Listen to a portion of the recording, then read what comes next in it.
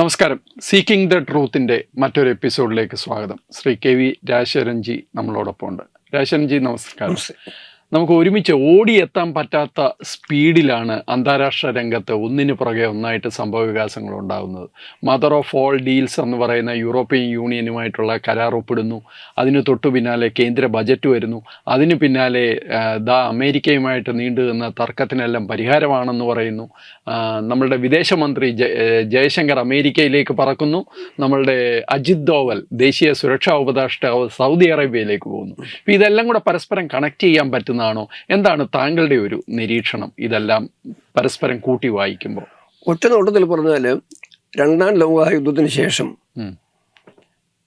വളർന്നു വന്ന അല്ലെങ്കിൽ ഇവോൾവ് ചെയ്തു വന്ന ഒരു ലോകക്രമത്തിൽ അടിസ്ഥാനപരമായി തന്നെ പല മാറ്റങ്ങളും വരാൻ പോകുന്നുണ്ട്.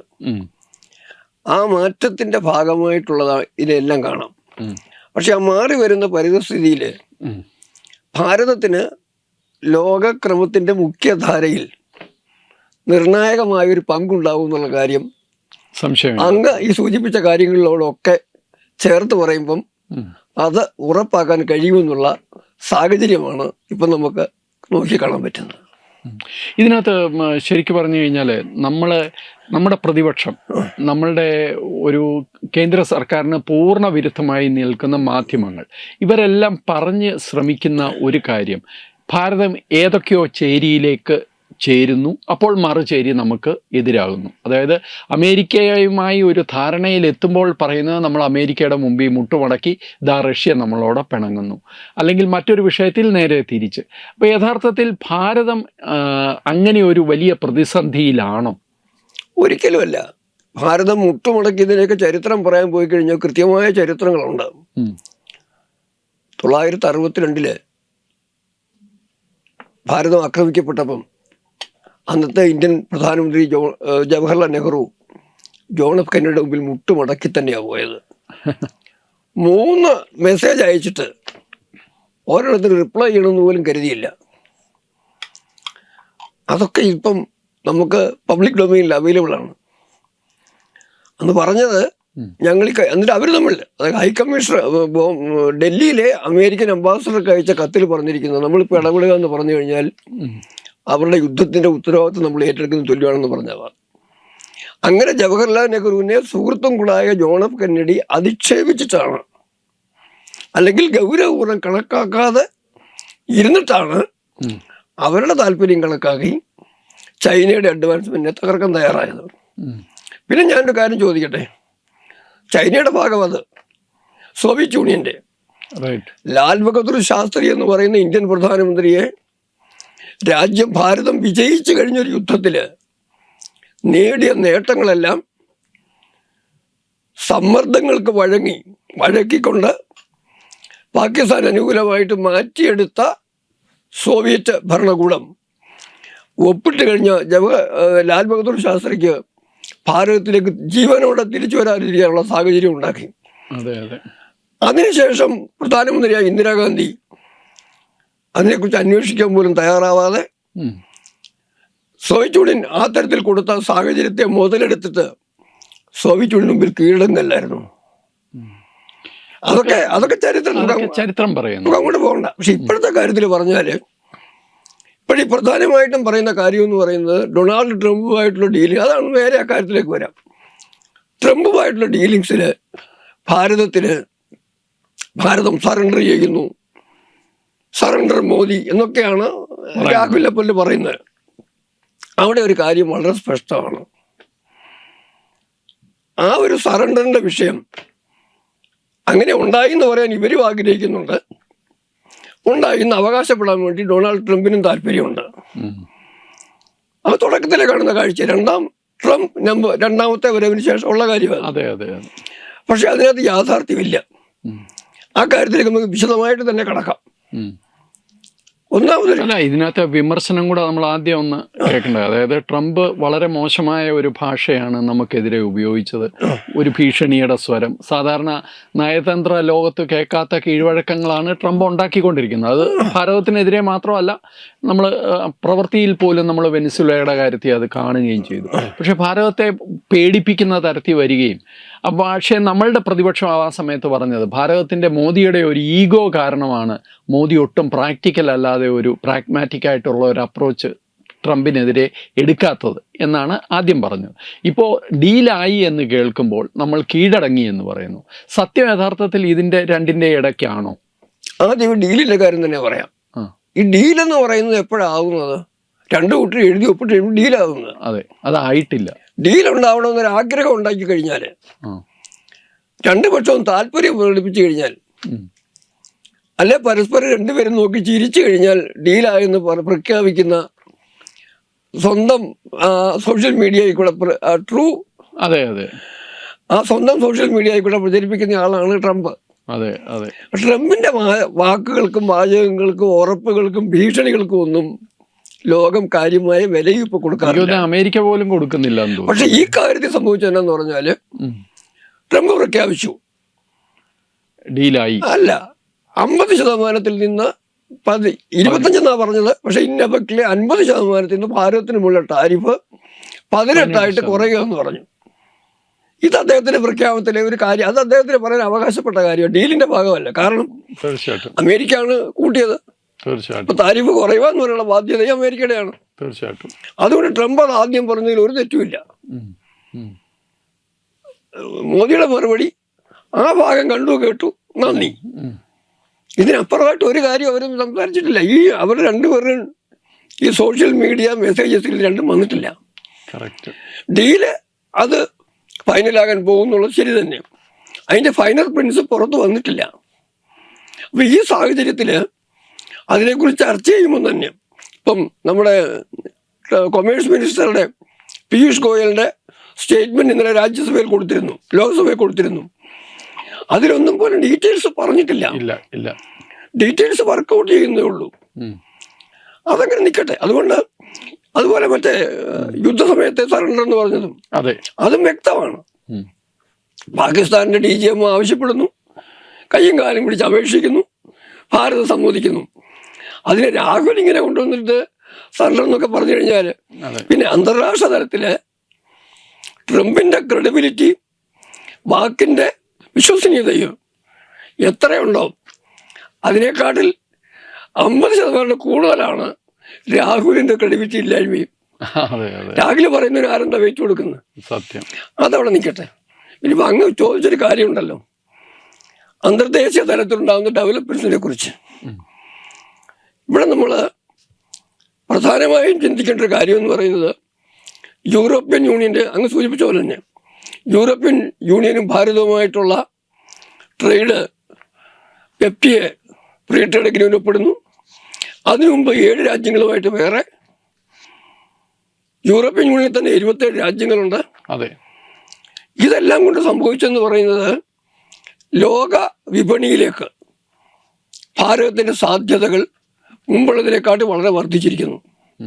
അതേ സമയത്ത് തന്നെ ട്രംപ് അമേരിക്ക ഭാരതത്തിന് മുകളിൽ ചുമത്തിയ താരിഫിന്റെ പേരിൽ 25+25 പിന്നെ ഇറാന്റെ പേരിൽ പിന്നെയും വരാമെന്ന് പറഞ്ഞു.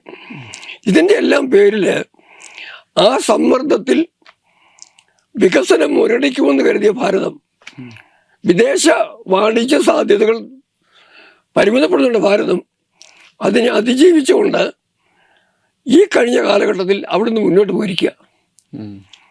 ആ സന്ദർഭത്തിൽ തന്നെ ഈ പരിമിതികളെ കണക്കിലെടുത്തുകൊണ്ട്, അതായത് അന്തർദേശീയ തലത്തിലെ സാമ്പത്തിക തലത്തിലെ ഭദ്രത ഇല്ലായ്മയും വെല്ലുവിളികളെയും കണക്കിലെടുത്തുകൊണ്ട് വളരെ ബുദ്ധിപൂർവം ഒരു ഫ്യൂച്ചർ ഫ്രണ്ട്ലി അല്ലെ ഫ്യൂച്ചറെ അഡ്രസ് ചെയ്യുന്ന നല്ലൊരു ജനറൽ ബജറ്റ് അവതരിപ്പിച്ചു. ഇത് രണ്ടും വന്നതിന് തൊട്ട് പിന്നാലെയാണ് ട്രംപിന്റെ.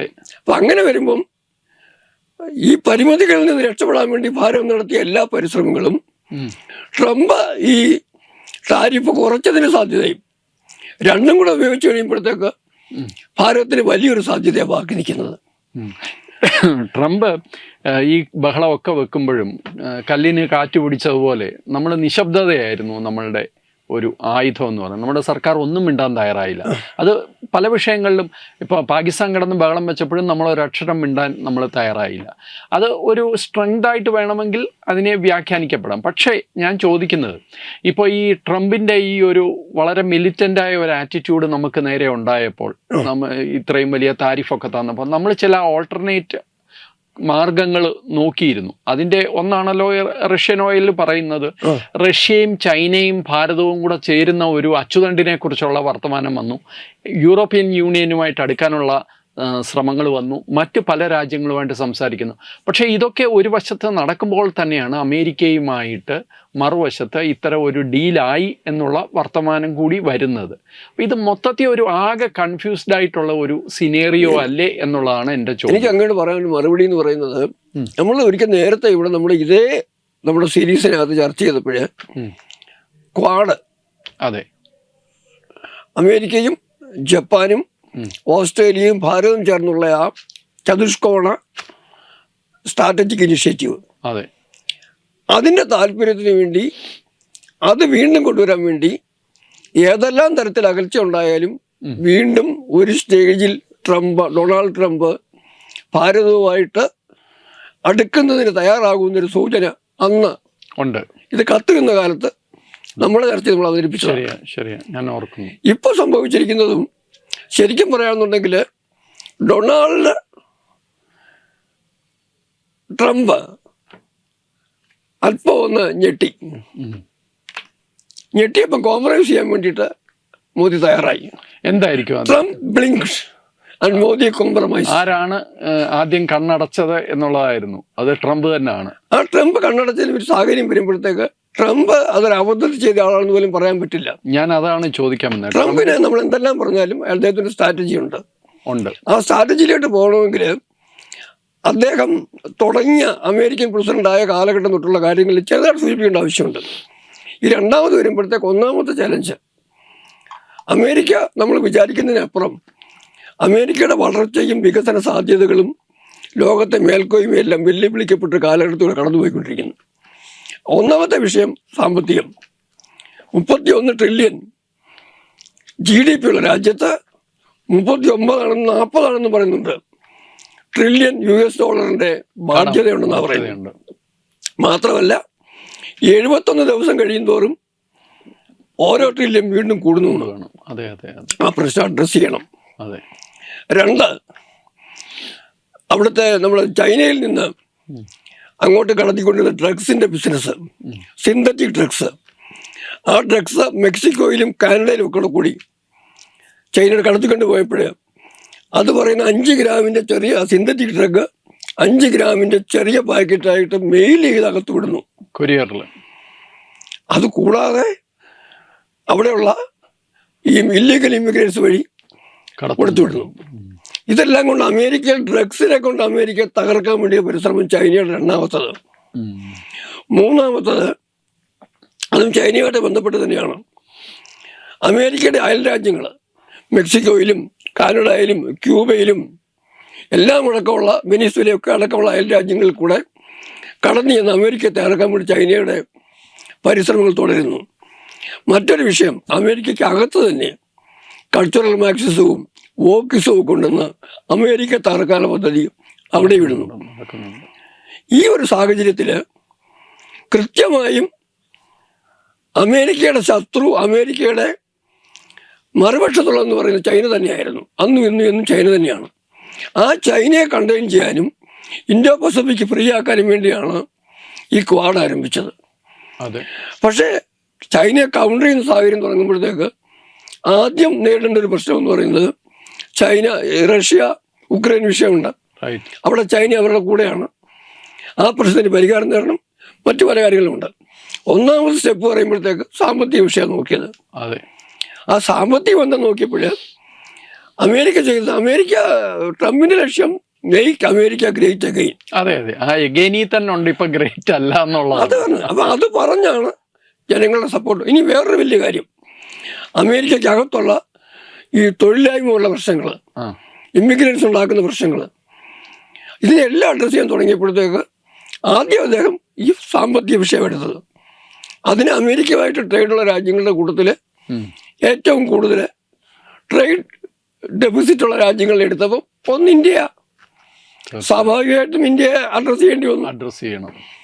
അതോടെ പക്ഷേ ഏറ്റവും പ്രധാന വിഷയം എന്ന് പറയുന്നത് ഈ ചൈനയുമായിട്ടുള്ള ബന്ധമാണ് ഏറ്റവും പ്രധാനം.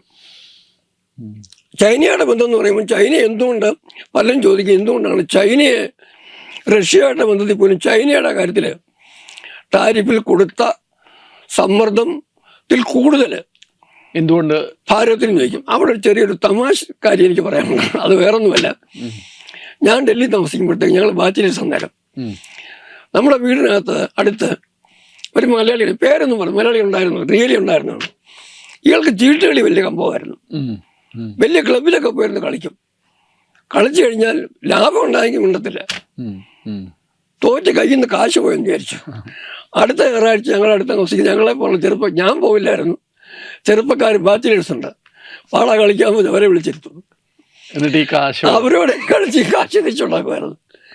അവളെ പുള്ളിയെ തോപ്പിച്ച അവരോട് കൗണ്ടർ ചെയ്യുമല്ല, ഇവിടെ വന്ന് കാശുണ്ടാക്കി എന്ന് പറയുന്ന പോലെ ട്രംപ് ഈ ഒരു സിറ്റുവേഷൻ വന്നപ്പോഴത്തേക്ക് ട്രംപിന്റെ ഏറ്റവും വലിയ വെല്ലുവിളിയായ ചൈനയെ തൽക്കാലം അവിടെ ഒരു സൈഡിൽ മാറ്റി നിർത്തിയിട്ട് മത്സരിച്ചാൽ ജയിക്കാൻ സാധ്യതയുള്ളവരുമായിട്ട് കൊമ്പ് കോർത്തു. അത് വെനിസ്വേല ആയിരിക്കും, അത് ക്യൂബയായിട്ടായിരിക്കും, മെക്സിക്കോ ആയിട്ടായിരിക്കും, ഭാരതത്തോടും നോക്കി. ഇതാണ് ട്രംപിന്റെ ഒരു ശൈലി. പക്ഷെ ഇപ്പൊ വന്ന കാര്യം എന്ന് പറയുന്നത്, നമുക്ക് സമയക്കുറവുണ്ട്, ഇപ്പൊ വന്ന കാര്യത്തിലേക്ക് കടക്കാം. അതിലെ മെയിൻ വിഷയം എന്ന് പറയുന്നത് ഓയിൽ വിഷയമാണ്. ഇപ്പോഴത്തെ ഏറ്റവും പ്രതിപക്ഷത്തിന് വിമർശനം അതാണ്. എന്തുകൊണ്ട് റഷ്യയിൽ നിന്ന് ഓയിൽ വാങ്ങിക്കുന്ന ആ സമ്പ്രദായം നിർത്തിയിട്ട് നമ്മൾ വെനിസ്വേലയിൽ നിന്ന് വാങ്ങിക്കാം. അത് ട്രംപിന്റെ ട്വീറ്റ് പറഞ്ഞിട്ടുണ്ട്. India has agreed to. അതുപോലെ നിർമ്മലാ സീതാരാമന്റെ ബജറ്റിന് മുമ്പ് പറഞ്ഞിട്ടുണ്ട്, ഇന്ത്യ ഇറാനിൽ നിന്നൊന്നും ഓയിൽ വാങ്ങിക്കില്ല, വെനിസ്വേലയിൽ നിന്ന് വാങ്ങിച്ചോളൂ. അത് കേൾക്കുമ്പോഴത്തേക്ക് ട്രംപിന്റെ അഡ്വാൻറ്റേജസ് പൊസിഷനാണ്. പക്ഷെ അവിടെ ഒരു വിൻ വിൻ സിറ്റുവേഷനാണ് ഡെവലപ്പ് ചെയ്ത് വന്നിരിക്കുന്ന വിവരം. എന്തുകൊണ്ടാണ് അത് ഞാനൊന്ന് എക്സ്പ്ലെയിൻ ചെയ്യാം. നമ്മൾ എന്തുകൊണ്ടാണ് റഷ്യയിൽ നിന്ന് ഓയിൽ വാങ്ങിച്ചത്? ഉക്രൈൻ യുദ്ധത്തിന് മുമ്പ് നമുക്ക് അവരുടെ കച്ചവടമില്ലായിരുന്നല്ലോ, ഉണ്ടായിരുന്നു, വളരെ ചെറിയാണ്. എന്തുകൊണ്ടാണ് അവിടെ നിന്ന് വാങ്ങിച്ചത്? എന്തുകൊണ്ടാണ്? അവർക്ക് സാങ്ഷൻസ് വന്നുകൊണ്ടാണോ? ഞാനൊരു കാര്യം ചോദിക്കട്ടെ, റഷ്യ ഉക്രൈനെ കടന്നാക്രമിച്ചത് ശരിയാണെന്നുള്ള അഭിപ്രായം ഉണ്ടായിട്ടാണോ ഭാരതം അന്ന് റഷ്യയിൽ നിന്ന് ഓയിൽ വാങ്ങിച്ചത്? ഒരിക്കലും അല്ല. ഞാൻ എൻ്റെ ഒരു ഈ ഭാരത് പുസ്തകമുണ്ട്, കൃത്യമായിട്ട് ഈ ആർട്ടിക്കിൾ എഴുതിയിട്ടുണ്ട്. ഉക്രൈനിൽ റഷ്യ കാണിച്ചത് ഒരിക്കലും ശരിയായിരുന്നിട്ടില്ല. അത് റഷ്യൻ ഏകാധിപതിയുടെ സാമ്രാജ്യത്വ മോഹത്തിന്റെ ഭാഗമായിരുന്നു. ഭാരതം അതിനെ അനുകൂലിക്കല്ല ചെയ്തത്. ഭാരതം അന്നും പറഞ്ഞത് ഇത് യുദ്ധത്തിന് സമയമല്ലെന്നാണ് പുട്ടിന്റെ മുഖത്ത് നോക്കി പറഞ്ഞതാണ്. ഇപ്പോഴും അത് തന്നെയാണ്. ഇപ്പോൾ അത് തന്നെയാണ്. പക്ഷെ അവിടെ ഓയിൽ വാങ്ങിയത് കാരണം പറഞ്ഞു കഴിഞ്ഞാല് നമുക്ക് ലാഭമായിരുന്നു. ഒരു കാരണവശാലും റഷ്യ ഉക്രൈന് മേളിൽ ചെയ്ത കാര്യങ്ങൾ ശരിയായതുകൊണ്ടല്ല, ആക്രമണം ശരി ന്യായീകരിക്കാൻ വേണ്ടിയല്ല ഭാരതം അവിടെ നിന്ന് ഓയിൽ ഇമ്പോർട്ട് ചെയ്യാൻ തയ്യാറായത്.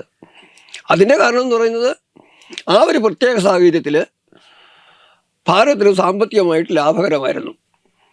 ഹെവി ഡിസ്കൗണ്ട് റഷ്യ ഓഫർ ചെയ്തു, നമ്മൾ സാധനം വാങ്ങിച്ചു. അത് പ്രോസസ്സ് ചെയ്തിട്ട് യൂറോപ്പിലുമൊക്കെ കയറ്റുമതി ചെയ്ത് സാമ്പത്തികമായിട്ട് ഭാരതം നേട്ടം ഉണ്ടാക്കി. That's true. അതിനാണ് അമേരിക്കയ്ക്ക് എതിർപ്പ് വന്നത്. തീർച്ചയായിട്ടും ബൈഡന്റെ കാലത്ത് എതിർപ്പുണ്ടായിരുന്നു. അതിനാണ് ബൈഡൻ തൽക്കാലം ക്വാഡ് അറേഞ്ച്മെന്റ് ഒക്കെ തൽക്കാലം ഒന്ന് കോൾഡ് സ്റ്റോറേജ് വെച്ചത്. പക്ഷെ ബൈഡന് മോദിയെ അക്കാര്യം ചലഞ്ച് ചെയ്യുന്നതിനുള്ള ഒരു ഇതില്ല, ആത്മവിശ്വാസം എല്ലാവരും ചെയ്തില്ല. പക്ഷെ ട്രംപ് വന്നപ്പോഴത്തേക്ക് ട്രംപ് അത് കോംപ്രമൈസിന് തയ്യാറില്ല. പക്ഷെ കോംപ്രമൈസ് തയ്യാറില്ലെന്ന് പറഞ്ഞപ്പോഴും ഇന്ത്യ അത് കണ്ടിന്യൂ ചെയ്തു. പക്ഷെ ഇപ്പോൾ വന്നിരിക്കുന്നതെന്ന് പറയുന്നത് കൃത്യമായും ഭാരതത്തിന് സാമ്പത്തികമായി ലാഭമെന്ന് ഞാൻ പറയില്ല, നഷ്ടമില്ലാത്ത അറേഞ്ച്മെന്റിലേക്ക് വന്നിരിക്കുന്നു. കാരണം ഈ ഫ്രീ ട്രേഡ് വന്നു കഴിയുമ്പം ഭാരതത്തിന് കാര്യമായ അഡ്വാൻറ്റേജ് ഒരിടത്തല്ലെങ്കിൽ വേറൊരിടത്ത് എക്സ്പോർട്ടിൻ്റെ പോസിബിലിറ്റി കൊണ്ട് കിട്ടുമെന്നുള്ളൊരു ഭാഗം. നമ്മുടെ ലേബർ ഇൻറ്റൻസീവായിട്ടുള്ള ഇൻഡസ്ട്രീസിന് പോലും പ്രൊമോഷനുള്ള സാധ്യത, അതൊരു കാര്യം. ഫോറിൻ എക്സ്ചേഞ്ച് ചെയ്യുന്ന ഒരു കാര്യം. പെട്രോളിൻ്റെ കാര്യം മാത്രം എടുത്താൽ അതാണ് ഞാൻ ഈ അഡ്രസ്സ് ചെയ്യാൻ വേണ്ടി പോകുന്ന കാര്യം എന്ന് പറയുന്നത്. അത് ശരിക്കും ഞാൻ കേട്ടത് ഈ കാര്യം സൊല്യൂഷൻ കൊണ്ടുവന്നു. അതായത് ഒരു വലിയ പ്രശ്നം ഉണ്ടായിരുന്നു. വെനിസ്വേല ശരിയല്ലേ പോലും ട്രംപ് വെനിസ്വേല ഒരു ഇടപെടൽ നടത്തി. അതെ, വെനിസ്വേല ഇപ്പം ട്രംപിന്റെ കയ്യിലായി. അതെ, അമേരിക്കയുടെ പിടിയിലായി കഴിഞ്ഞു. അതെ, അതെ. അതിനിടയ്ക്ക് ഇന്ത്യൻ പ്രധാനമന്ത്രി വെനിസ്വേലയുടെ ആക്ടിംഗ് പ്രസിഡന്റോട് സംസാരിച്ച് ന്യൂസ് അടുത്ത കാലത്ത് വന്നിട്ടുണ്ട്. അതെ, അതെ. ഇവിടെയൊക്കെ വന്നപ്പോൾ വെനിസ്വേല എന്നുള്ള ഫ്യൂവലുണ്ട്. ഇതിന്റെ 80% വാങ്ങിച്ചുകൊണ്ടിരുന്നത് ചൈനയാണ്. അതാണ് ചൈനയിലേക്ക് ഇനി ആ സാധനം പോകരുത്, ട്രംപിന്റെ താല്പര്യം. അതുപോലെ തന്നെ അവർക്ക് കിട്ടാനുള്ളത് കിട്ടുകയും വേണം. പിന്നെ വേറൊരു കാര്യം, ഈ വെനിസ്വേലൻ ഫ്യൂവൽ, ഈ ക്രൂഡ് ഓയിൽ എന്ന് പറയുന്നത് പ്രോസസ്സിങ്ങിന് കെൽപ്പുള്ള രാജ്യങ്ങളുടെ എണ്ണം കുറവാണ്. അപ്പോൾ അന്നേരമാണ് ഇപ്പോൾ പുതിയ അമേരിക്കൻ അംബാസഡർ സജഷനാണെന്നാണ് ഞാൻ കേട്ടത്. രണ്ടിനും ഞാൻ സൊല്യൂഷൻ 38 വയസ്സേ ഉള്ളൂ. അതെ, അതെ. ട്രംപുമായിട്ട് വളരെ ക്ലോസ് ആയിരുന്നു. അദ്ദേഹം കൊണ്ട് സജഷനാണ്, ഞാൻ സജഷൻ പറയാമെന്ന് പറഞ്ഞു. അങ്ങനെയാണ് വെനിസ്വേലൻ ഓയിൽ ഭാരതം വാങ്ങിക്കുന്ന ഒരു കണ്ടീഷൻ വരുന്നത്. ഇത് ഭാരതം വാങ്ങിക്കുന്ന കണ്ടീഷൻ എന്ന് പറയുന്നത് അതിൻ്റെ വിൻ-വിൻ സിറ്റുവേഷൻ എന്ന കാരണം, ഒന്ന്, ഭാരതത്തിന് ഇപ്പോൾ തുടങ്ങിയതല്ല അവിടുത്തെ ബിസിനസ്. 2 വെൽസ് അവിടെ ഇപ്പോഴും നമുക്കുണ്ട്. അതെ, നമ്മുടെ ബില്യൺസ് ഓഫ് ഡോളർ നമ്മുടെ ഇപ്പോഴും അവിടെ സ്റ്റക്കായി കിടപ്പുണ്ട്. അതെ, അവിടെ ഇപ്പം പ്രോസസ്സിങ് ഉൽപ്പാദനം കുറഞ്ഞൊരു പേരിൽ കിടപ്പുണ്ട്. അത് പക്ഷെ ട്രംപ് വന്നപ്പോൾ കൂടി ഉൽപ്പാദനം അവിടെ 10 മടങ്ങ് വർദ്ധിച്ചു. 6 ഇരട്ടി വർദ്ധിച്ചെന്ന് പറയുന്നത്. പക്ഷെ അത് മുഴുവൻ പോയിക്കൊണ്ടിരുന്ന ചൈനയിലോട്ട് പോയിക്കൊണ്ടിരുന്നു. അപ്പം നമ്മളെ സംബന്ധിച്ചിടത്തോളം ഒരു ഡബിൾ ബെനിഫിറ്റ് ഉണ്ട്. അപ്പം അങ്ങനെ വന്നപ്പോൾ ഭാരതത്തിന് തരാമെന്നുള്ള കണ്ടീഷൻ പ്ലസ് ഞാനിപ്പോൾ അറിയുന്നത് റഷ്യ നമുക്ക് തന്നുകൊണ്ടിരുന്ന വിലയ്ക്ക് ഭാരതത്തിന് കിട്ടുന്നു, ഒരു പക്ഷെ അതിലും കുറച്ച് കിട്ടുന്നു തരുന്ന സാഹചര്യം. നമുക്ക് സാമ്പത്തികമായിട്ട് നഷ്ടമില്ല. ചൈനയ്ക്ക് പോകുന്നതിനെ തടയുക എന്നുള്ള ഒരു മൂന്നാമത്തെ അഡ്വാൻറ്റേജ് അതൊരിക്കലും മറക്കരുത്. ഈ സംഗതി അവിടെ നിന്ന് അങ്ങനെ ഇമ്പോർട്ട് എത്ര വിലയെടുക്കാമെന്ന് നമ്മൾ തയ്യാറാവുകയാണ്. അതെ, കാരണം ഇന്ത്യയിൽ നമുക്കത് പ്രോസസ് ചെയ്യുന്ന ഒരു ടെക്നിക്കൽ നോഹോ ഉണ്ട്, ഇൻഫ്രാസ്ട്രക്ചർ ഉണ്ട്. We will do that and then we have the option to export to European Union. European സാധ്യതകൾ മുതലെടുക്കാൻ തന്നെയായിരിക്കും. അപ്പോൾ അതിനെയാണ് നമ്മൾ കാണേണ്ടത്. യൂറോപ്യൻ യൂണിയൻ ഇപ്പോൾ ഉള്ള ഫ്രീ ട്രേഡ് അഗ്രിമെന്റുമായിട്ട് അതിനൊന്ന് ലിങ്ക് ചെയ്തു. കറക്റ്റ്. ഇതെല്ലാം എനിക്ക് തോന്നുന്നത് നമ്മൾ പിന്നെ വേറൊരു കാര്യം കൂടെ, യുക്രൈന്റെ വിഷയത്തിനകത്ത് യൂറോപ്യൻ യൂണിയൻ ഇന്ത്യയോട് ഹാപ്പി അല്ലായിരുന്നു. അതെ, അതെ. ഉക്രൈന്റെ കാര്യത്തിനകത്ത് യൂറോപ്യൻ യൂണിയനും ഭാരതത്തോട് ഹാപ്പി അല്ലായിരുന്നു. പക്ഷെ അതേ സമയത്ത് തന്നെ റഷ്യയിൽ നിന്ന് ഭാരതം വാങ്ങിച്ചുകൊണ്ടിരുന്ന ഓയില്, ഫ്യൂവല് പ്രോസസ് ചെയ്ത് അവർക്ക് അയക്കുന്നുണ്ടായിരുന്നു. തീർച്ചയായിട്ടും. അപ്പോൾ ഇതിനകത്ത് എനിക്ക് 1-2 ചോദ്യം, 2 കാര്യങ്ങളും കൂടെ പറഞ്ഞുകൊണ്ട് ഈ സംഭാഷണം അവസാനിപ്പിക്കാം. ഒന്ന്, നമ്മൾ പറയുന്ന ഈ റഷ്യൻ ഫാക്ടറാണ്. ഇപ്പോൾ ഇതൊക്കെ പറയുമ്പോഴും നമ്മൾ റഷ്യയുമായിട്ടുള്ള ഒരു ബന്ധം, എൻ്റെ ഒരു കാഴ്ചപ്പാട്, ഞാൻ നേരത്തെയും ഈ പരിപാടിക്ക് മുമ്പ് അങ്ങയോടെ നമ്മൾ തമ്മിൽ ഡിസ്കസ് ചെയ്ത ഒരു വിഷയമാണ്. ഇപ്പോൾ ഈ ഉക്രൈൻ യുദ്ധമുള്ള ഒരു സവിശേഷ സാഹചര്യത്തിലാണല്ലോ റഷ്യ നമുക്ക് തന്നെ, അതിനു മുമ്പ് ഇല്ലയെന്ന് അങ്ങും പറഞ്ഞു. ഇപ്പോൾ ഈ ഉക്രൈൻ യുദ്ധം അവസാനിച്ചാൽ, അതിപ്പോൾ അവസാനിക്കുമെന്ന് തോന്നുന്നു, അവസാനിച്ചു കഴിഞ്ഞാൽ റഷ്യ നമുക്ക് തരണമെന്ന് യാതൊരു ഗ്യാരണ്ടിയില്ല. അപ്പോൾ അതുകൊണ്ട് നമുക്കത് പ്രശ്നമില്ല. പക്ഷെ എന്നാലും നമ്മളും റഷ്യയുമായിട്ടുള്ള ഒരു ബന്ധത്തിൽ ഇതൊരു വിള്ളൽ വീഴ്ത്തുമോ എന്നുള്ള ഒരു ആശങ്ക പലരും പ്രകടിപ്പിക്കുന്നുണ്ട്. അതിനെക്കുറിച്ച് അങ്ങയുടെ അഭിപ്രായം? ഈ കാര്യത്തിൽ എൻ്റെ അഭിപ്രായം എന്ന് പറയുന്നത് ഇതും നമ്മുടെ ഒരു വൈകാരികമായ ഫീലിംഗ് ആണ്. അതിനപ്പുറമായിട്ട് ഇതിനകത്തും അർത്ഥമില്ല. നമ്മൾ എന്തുകൊണ്ടാണ് റഷ്യയോട് ഒപ്പം നിൽക്കണം എന്ന് പറയുന്നുണ്ടാ? പ്രധാനമായും പറഞ്ഞാൽ ബംഗ്ലാദേശ് യുദ്ധകാലത്ത് ഭാരതത്തോടൊപ്പം നിന്നതിൻ്റെ ഒരു നന്ദിയാണ്. അതെ, അതെ. അങ്ങനെ പറയുമ്പോൾ ഒരു കാര്യം തിരിച്ചാലോചിക്കുക, അന്ന് റഷ്യ ആയിരുന്നു, അന്ന് USSR ആണ്, സോവിയറ്റ് യൂണിയൻ ആയിരുന്നു. ആ സോവിയറ്റ് യൂണിയനകത്ത് ഇപ്പോഴത്തെ റഷ്യയും ഇപ്പോഴത്തെ ഉക്രൈനും 2 ഘടകങ്ങളായിരുന്നു. അതെ, അതെ. അവർ തമ്മിൽ തല്ലുണ്ടാക്കുന്നത് നമ്മൾ ആരുടെ കൂടെ നിൽക്കുന്നത്? അതെ, അതെ. അവിടെ വരുമ്പോൾ നമ്മൾ ശരിക്കും റഷ്യയോടും ഉക്രൈനോടും തുല്യ സമീപനത്തിന്റെ ആവശ്യമുള്ളൂ. അത് ചരിത്രപരമായി സാങ്കേതികപരമായി ശരിയാണ്. ഒന്ന് 2 വേറൊരു കാര്യം കൂടെ ഞാൻ എടുത്തു പറയുക. റഷ്യ ഈ യുദ്ധത്തിന് ഭാരതം ഓയിൽ വാങ്ങിക്കാൻ മാത്രമേ ചെയ്തിട്ടുള്ളൂ. ആളും അർത്ഥവും കൊടുത്ത് സഹായിച്ചവരാണ് നോർത്ത് കൊറിയയും ചൈനയും. അതെ, അതെ. സാധാരണഗതിയിൽ അവർ തമ്മിലുള്ള ബന്ധം കൂടുതൽ ദൃഢമാകാനും അവരോടൊപ്പം പാകിസ്ഥാനും കൂടെ ചേർന്ന് കഴിഞ്ഞാൽ ഭാരതത്തിന് ഈ പറയുന്നത് പോലെ പ്രതീക്ഷയ്ക്കുള്ള വഴിയില്ലാത്ത അന്തരീക്ഷമാണ്. ഒരു കാര്യം കൂടി ഓർക്കുക, ഈ പറഞ്ഞ രാജ്യങ്ങളൊന്നും ജനാധിപത്യ രാജ്യങ്ങളല്ല. നോർത്ത് കൊറിയ അല്ല, ചൈനയല്ല, റഷ്യയല്ല, പാകിസ്ഥാനും അല്ലല്ലോ. പാകിസ്ഥാൻ ആണെന്നല്ലേ ഉള്ളൂ. അപ്പം ഈ രാജ്യങ്ങളൊരു കൂട്ടായ്മ വന്നു കഴിഞ്ഞാൽ അത് ഭാരതത്തെ സഹായിക്കുമെന്ന് എങ്ങനെ കരുതാൻ പറ്റുന്നത്? തീർച്ചയായിട്ടും. ഇതൊക്കെ പറഞ്ഞ സ്ഥിതിക്ക് ഒരു കാര്യം കൂടെ പറയാമെന്നുള്ള നിർത്തിക്കഴിഞ്ഞാൽ 2 മിനിറ്റ് അതിനൂടെ നമ്മൾ എടുക്കണം. അതായത് നമ്മുടെ ബജറ്റിനകത്തെ ഒരു പ്രധാനപ്പെട്ട ഊന്നൽ കൊടുത്തിട്ടുള്ളത് ഈ പ്രാവശ്യം 2047 ഭാരതത്തിന്റെ വളർച്ചയ്ക്ക് ആവശ്യമായ വ്യാവസായികവും സാമ്പത്തികവുമായ വികസന രേഖയാണ്. അവിടെ നമ്മൾ AI, സെമി കണ്ടക്ടർ തുടങ്ങിയ വ്യവസായത്തിന്റെ എക്സ്പോണൻഷ്യൽ സാധ്യതകൾ നോക്കുന്നുണ്ട്. ഇവിടെ ഒരു പ്രധാന ഘടകമാണ്, അത് നമ്മൾ ഓർക്കേണ്ട ഒരു കാര്യം, അമേരിക്കയും ചൈനയും തമ്മിലുള്ള ഇടപെടലിൽ പോലും ഇന്ത്യക്ക് ചാർത്തി അത്ര ടാരിഫ് ചൈനയുടെ മുകളിൽ വെക്കാത്തതിൻ്റെ കാര്യം എന്ന് പറയുന്നത് ഈ ക്രിട്ടിക്കൽ മിനറൽസിൻ്റെ ബിസിനസ്സാണ്. ക്രിട്ടിക്കൽ മിനറൽസ് എന്ന് പറയുന്ന ലോകത്ത് ഇപ്പോൾ ഉള്ള ഒരു വലിയ ഭാഗം 90% ചൈനയുടെ കൺട്രോളിലാണ് ആ മാർക്കറ്റ്. കാരണം പ്രോസസ്സിങ് അവിടെ നടക്കുന്നുള്ളൂ. ഈ ക്രിട്ടിക്കൽ മിനറൽസ് മറ്റു പല രാജ്യങ്ങളിലും ഉണ്ട്, എല്ലാ രാജ്യങ്ങളിലും ഉണ്ടെങ്കിലും ഉള്ളത് കൂടുതൽ അവിടെയാണ്. അതിനപ്പുറം പ്രോസസ്സിങ് അവിടെ പറ്റുന്നുള്ളൂ.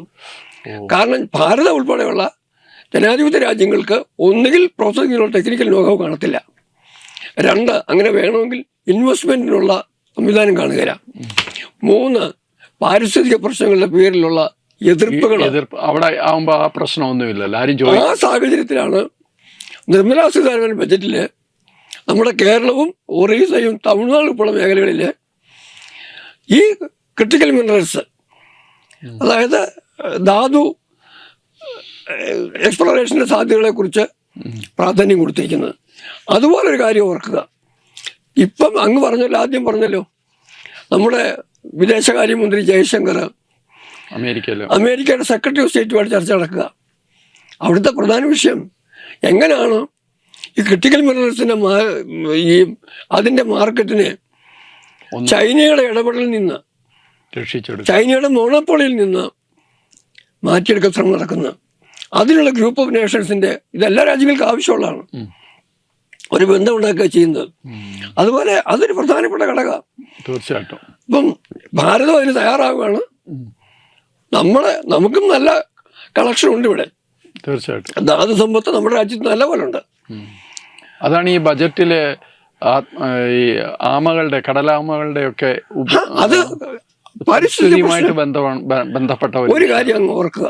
മനോരമ ആമനിർഭർ എന്നൊക്കെ പറഞ്ഞ് അതിനെ കളിയാക്കുന്നത് കണ്ടു. അത് മനോരമയുടെ വളരെ പ്രധാനപ്പെട്ട ഒരു കാര്യമായിരുന്നു അത്. എന്താണെന്ന് അറിയാത്തവർക്ക് പോത്തിന് ഏത്തവാടി അറിയാവോ എന്ന് പറയുന്ന പോലെ ചർച്ചാ സമയമില്ല. ഇവ കാര്യം ഞാൻ പറയാൻ, പോത്തിന് ഏത്തവാടി അറിയാവോ എന്നാണ് ഇത് പറഞ്ഞോട് ചോദിക്കാൻ. പരിഹസിക്കാനുള്ള ഒരു കാരണം കണ്ടെത്തി എന്നുള്ളത് അത്രേ ഉള്ളൂ. അപ്പൊ ഇത് കൃത്യമായി പറഞ്ഞ ഒരു കാര്യം ഇവർ ഓർക്കണം, അമേരിക്കയ്ക്ക് അത് മനസ്സിലായി. കാരണം ഭാരതം ഇത്തവണത്തെ ബജറ്റിനകത്ത് 1,00,000 കോടി ആണ് ഇന്നോവേഷനും റിസർച്ചിനും അങ്ങനെയുള്ള കാര്യത്തിനും വേണ്ടി മാറ്റി വെച്ചിരിക്കുന്നത്. അതെന്ന് പറയുന്ന AI ഉൾപ്പെടെയുള്ള മേഖലകളിൽ, തീർച്ചയായിട്ടും എല്ലാ മേഖലകളിലും ശാസ്ത്രവും സാങ്കേതിക വിദ്യയുമായിട്ട് ബന്ധപ്പെട്ട മേഖലകളിലെല്ലാം പരമാവധി സാധ്യതകൾ വളർത്തിയെടുക്കാനും AIയുടെ പേരിൽ വരുന്ന, കൃത്രിമ ബുദ്ധിയുടെ പേരിൽ വരുന്ന തൊഴിൽ സാധ്യത കുറവിനെ പരിഹരിച്ച് ഭാരതത്തെ മുന്നോട്ട് കൊണ്ടുപോകുന്നതിനുള്ള പരിശ്രമങ്ങൾ കൂടിയാണ് വരുന്നത്. തീർച്ചയായിട്ടും. അതുകൊണ്ട് ഭാരതം അമേരിക്ക കൂടെ ഉണ്ടെങ്കിൽ, പണ്ട് സവർക്കർ പറഞ്ഞതുപോലെ, നിങ്ങൾ ഞങ്ങളുടെ കൂടെ ഉണ്ടെങ്കിൽ ഓക്കെ, ഇല്ലെങ്കിൽ ഒറ്റയ്ക്ക്, നിങ്ങളില്ലെങ്കിൽ ഒറ്റയ്ക്ക്, നിങ്ങൾ എതിർത്താൽ നിങ്ങളെ എതിർത്ത് എന്ന് പറയുന്ന വീരവിനായക ദാമോദർ സവർക്കറുടെ ഫോർമുല ട്രംപിനോട് പറയാതെ പറഞ്ഞു കൊടുത്തു നരേന്ദ്രമോദി. തീർച്ചയായിട്ടും അങ്ങനെ പറഞ്ഞു കൊടുത്തിടത്താണ് Trump blinked and then Modi compromised. തീർച്ചയായിട്ടും വളരെ കൃത്യമായ നിരീക്ഷണമാണ് ശ്രീ KV രാജശേഖരൻജി നമ്മുടെ മുമ്പിൽ വെച്ചത്. അതിസങ്കീർണമാണ് അന്താരാഷ്ട്ര ബന്ധങ്ങളിൽ പല തലങ്ങളിലായി നടക്കുന്ന, വളരെ വേഗത്തിൽ നടക്കുന്ന സംഭവ വികാസങ്ങൾ. കച്ചവട താല്പര്യവും വ്യക്തി താല്പര്യവും ഒപ്പം രാഷ്ട്ര താല്പര്യവും ഒക്കെ കൂടിക്കുഴഞ്ഞ വളരെ അതിസങ്കീർണമായ ആ ഒരു മേഖലയിൽ ഒരു കാലഘട്ടത്തിൽ ഭാരതത്തിൻ്റെ നിശബ്ദതയും കൃത്യമായ നീക്കങ്ങളും എത്രമാത്രം മാറ്റങ്ങളാണ് നമ്മുടെ രാജ്യത്ത് ഉണ്ടാക്കുന്നത് എന്നുള്ളതിൻ്റെ ഒരു ചെറിയ ഭാഗം മാത്രമേ ഇന്ന് നമ്മൾ ചർച്ച ചെയ്തിട്ടുള്ളൂ. പക്ഷേ തീർച്ചയായിട്ടും അത് ആ വിഷയത്തിലേക്ക് പ്രേക്ഷകരുടെ ശ്രദ്ധ കൊണ്ടുവരാൻ ഈ ചർച്ച സഹായകമായി എന്ന് വിശ്വസിക്കുന്നു. നമസ്കാരം. മറ്റൊരു വിഷയവുമായി വീണ്ടും കാണാം.